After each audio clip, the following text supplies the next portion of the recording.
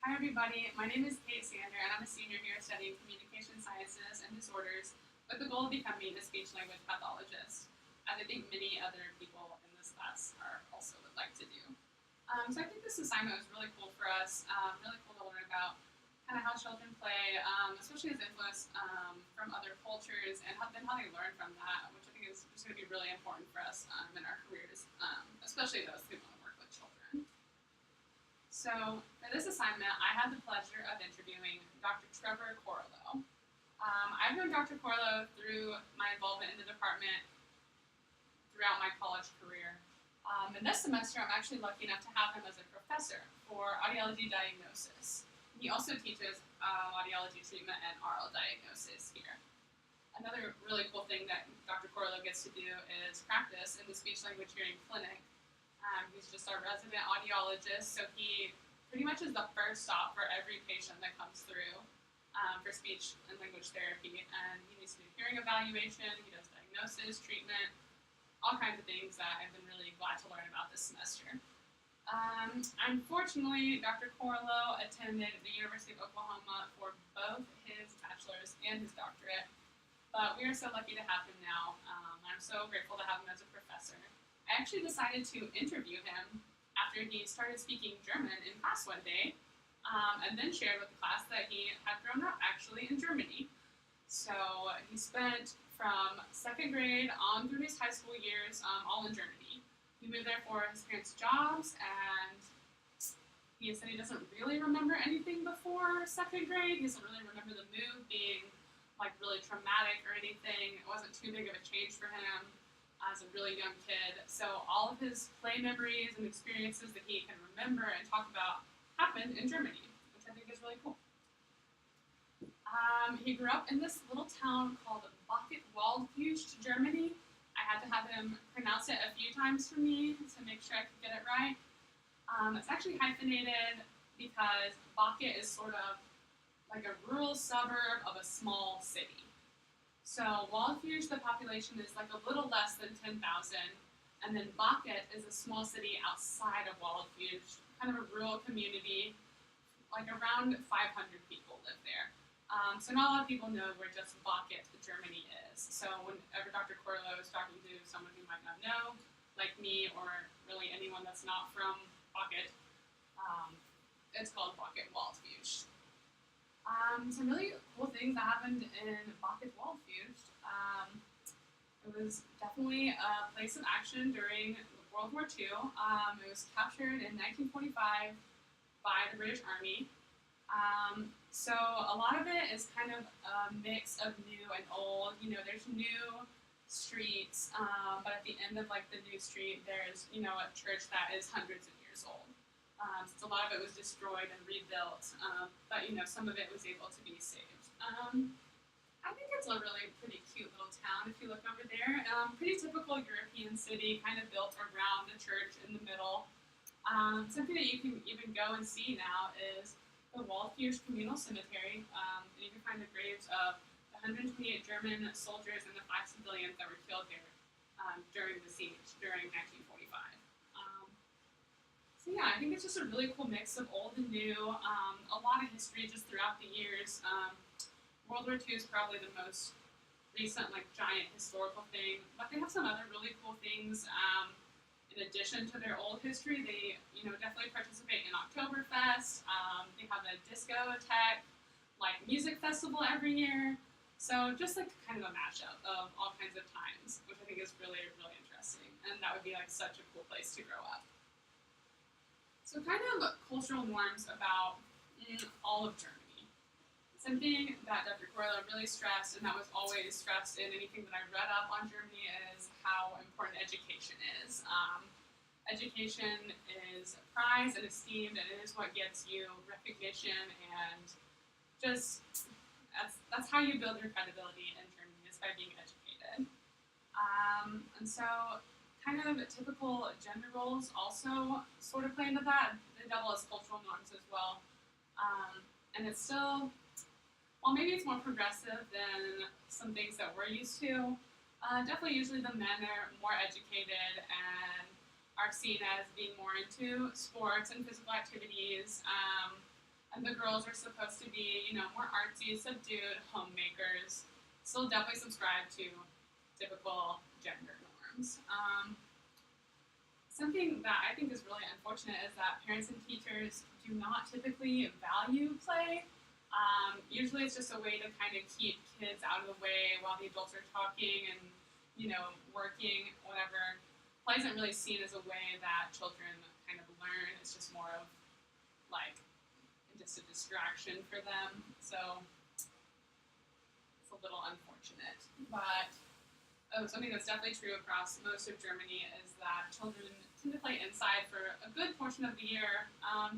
Germany is really cold, especially the area where Dr. Corlo grew up. This is a nice thing, that fear for children's safety is not necessarily part of Germany's culture, especially in smaller communities like Biography, which I thought was so nice. I think in America, mothers and just parents in general and family always, and teachers even, have to be worried about their children's safety, and no one knows really what can happen at any time. So definitely in Germany, it's nice that they haven't really had the kind of tragedies or mishaps that we have had that would allow the culture to be so fearful. That being said, parents are pretty strict in Germany and keep pretty close tabs on their kids. Kids mostly need approval, to go play with their friends and stuff. They're not really allowed to just roam free. But it just comes more of parents being really, thinking of discipline as a very important part of the everyday life, not so much from a culture of fear. So given all that, kind of growing up in Germany, I feel like kids kind of internalize that you are supposed to be seen and not heard. And you're, as a kid in Germany, you're really not going to go ask your parent to come play with you. That's not really how that happens. Play definitely is supposed to be done quietly, out of the way. And that's just reflected in adults' view of play. That's how they all have grown up with it and such. So Dr. Corlo definitely kind of mentioned that and said, that's definitely how he felt. Maybe less so with his parents since they moved there. They didn't necessarily grow up in Germany, but definitely with his friends' parents especially. And kind of an unfortunate thing is that since gender roles are pretty typical in Germany, children kind of feel like they need to conform to those.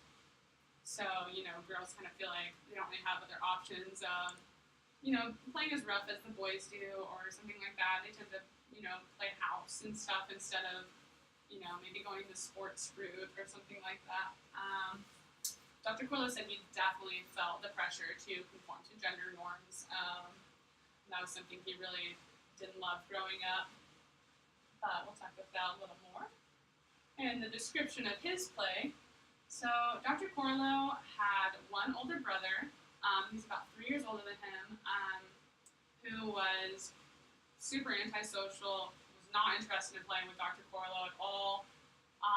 So Dr. Corlo felt kind of lonely at home, and he looked forward to recess at school so much. He loved to play with his friends at recess.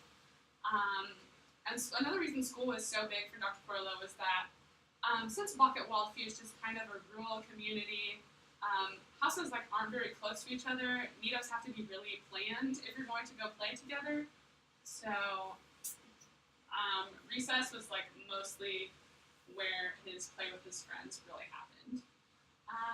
And Dr. Corlo tended to lean more toward the dramatic play, the theatric play, over sports, which sometimes kind of made him feel like an outcast, since gender norms were such a thing for him growing up.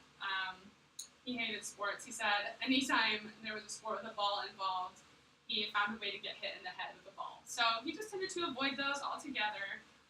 He really loved to perform. He liked to be the center of attention, which kind of makes sense if you've had him as a professor.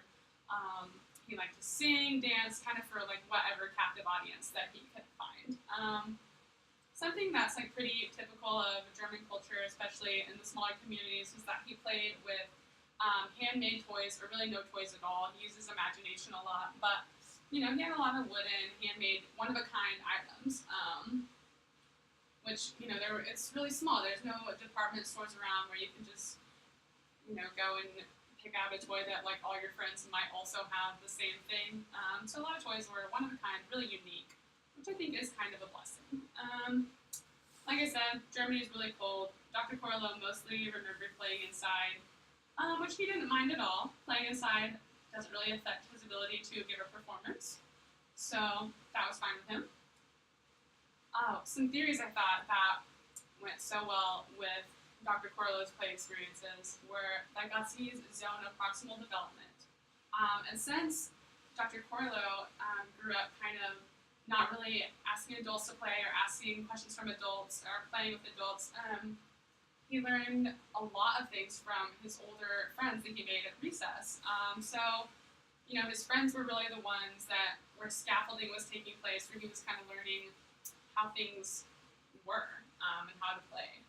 Another thing that I couldn't quit thinking of the whole time Dr. Corlo was talking about all his play experiences was Bateson's play frames. So play frame is when it kind of shifts from reality to the imaginary. Kids learn that they can experience imaginary play, which Dr. Corlo was all about. He loved to perform, he loved to play school, he wanted to be the teacher, he wanted to be, the lead singer in whatever performance he was giving. So I thought those are some really cool things about Dr. Corlo. And that related so easily to some theories that we talked about kind of throughout the semester. So our experiences playing growing up were a little different. Mostly due, in fact, to that I spent, my childhood in Western Oklahoma, and he spent his childhood in, Germany. But also a little bit was affected, I think, by age. I'm a student here, he's a professor, so Germany's made some advances in the last few years that I think would have made things maybe a little more comparable. But I also grew up in a really small town, as compared to Bucket. However, he had Waldfusch right down the way, and Cheyenne was pretty isolated, pretty small. And I feel like I played with a lot of manufactured toys growing up. And I had a lot of toys that were the same as that my friends had. So one thing that Dr. Corlo liked to do with his friends was they would all bring their different toys, their really unique, one-of-a-kind toys, and play together with all those. But with my friends, we kind of all had the same stuff. It wasn't that big of a deal. I also felt like growing up that my parents and teachers really focused on play as a part of my development. I got to play to learn a lot of the time, and my parents would play with me and kind of help me, push me into that zone of proximal development, whereas Dr. Corlo didn't really have that from the adults in his life. And yeah, kind of like I said, play was to learn here. So growing up, play and academics kind of be the same thing, but definitely not in Germany. Education is how you gain your respect and everything. So academics always came before play for Dr. Corlo. Play was more seen as a reward versus just something you did. So going forward, this was such a great assignment to just learn about how much play affects children growing up in other cultures, and just how different those cultures can be. And I think that's so important in what I want to do, which is a lot of playing with children. I want to know how best to do that and how to relate to them and how that just might affect them in any of the interactions that we have. So ultimately, I'm really grateful for this assignment. I'm so glad that Dr. Corlo was so willing to tell me all kinds of stories about Germany. And I can't wait to use this information going forward. Thank you.